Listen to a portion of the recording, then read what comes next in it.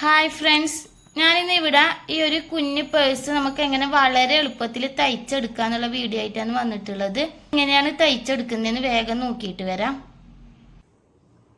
അതിനായിട്ട് ഞാനിവിടെ 8 inch വീതിയിലും 29 inch നീളത്തിലുള്ള ഈ ഒരു പീസ് എടുത്തിട്ടുണ്ട്. ഈ ഒരു പീസ് പുറത്തോട്ടേക്ക് തിരിച്ചിട്ട് കൊടുക്കാം.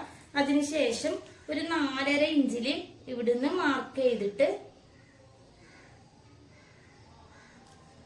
അത് ഇതുപോലെ ഒന്ന് മടക്കി കൊടുക്കാം. മാർക്കിൽ വെച്ചിട്ട് തന്നെ ഇതുപോലെ ഒന്ന് മടക്കിയെടുക്കാം.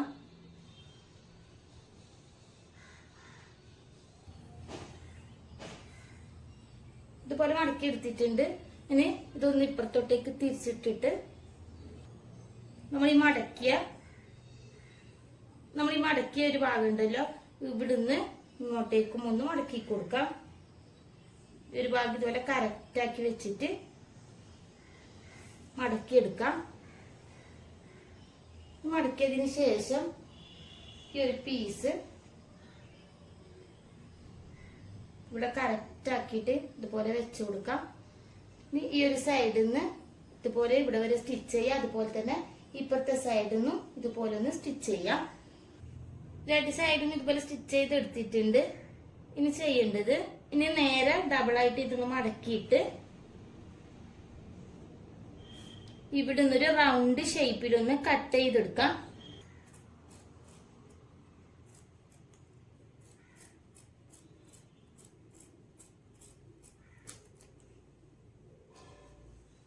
കട്ട് ചെയ്തെടുത്തിട്ടുണ്ട്. ഇനി ഇവിടെയും കൂടെ ഒന്ന് ഇതുപോലെ സ്റ്റിച്ച് ചെയ്തെടുക്കാം. സ്റ്റിച്ച് ചെയ്തിട്ടുണ്ട്. ഇനി ഇവിടുന്ന് ഈ ഒരു ഫസ്റ്റ് പീസ് നമുക്ക് പുറത്തോട്ടേക്ക് ഇതുപോലെ തിരിച്ചിട്ട് കൊടുക്കാം. ഇതുപോലെ തിരിച്ചിട്ടിട്ടുണ്ട്. തിരിച്ചിട്ടതിന് ശേഷം ഇതുപോലെയാണ് ഉണ്ടാവുക. നമ്മൾക്ക് ഈ ഒരു പീസും കൂടെ പുറത്തോട്ടേക്ക് ഇതിന്റെ ഉള്ളിലോട്ടേക്കായിട്ട് ഇതുപോലെ തിരിച്ചിട്ട് കൊടുക്കാം. ഇതാണ് ഫ്രണ്ട് ഭാഗം വരുന്നത്. ഇതിന്റെ ഉള്ളൊക്കെ കറക്റ്റ് ആയിട്ട് തന്നെ ഒന്ന് ചെയ്തെടുക്കാം.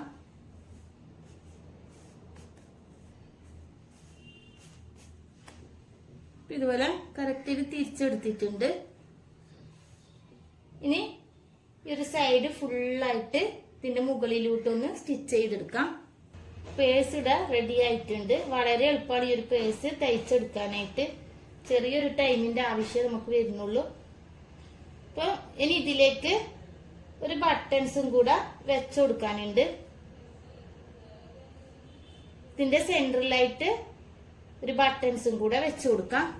ഇന്നത്തെ എന്റെ വീഡിയോ നിങ്ങൾക്ക് എല്ലാവർക്കും ഇഷ്ടമായിട്ടുണ്ടാവും എന്ന് വിചാരിക്കുന്നു. ഇഷ്ടമായിട്ടുണ്ടെങ്കിൽ ഒന്ന് ലൈക്ക് ചെയ്യുക, ഷെയർ ചെയ്യുക, കമന്റ് ചെയ്യുക. അതുപോലെ എന്റെ ചാനൽ ഇനിയും സബ്സ്ക്രൈബ് ചെയ്യാത്തവരുണ്ടെങ്കിൽ ഒന്ന് സബ്സ്ക്രൈബ് ചെയ്യുക.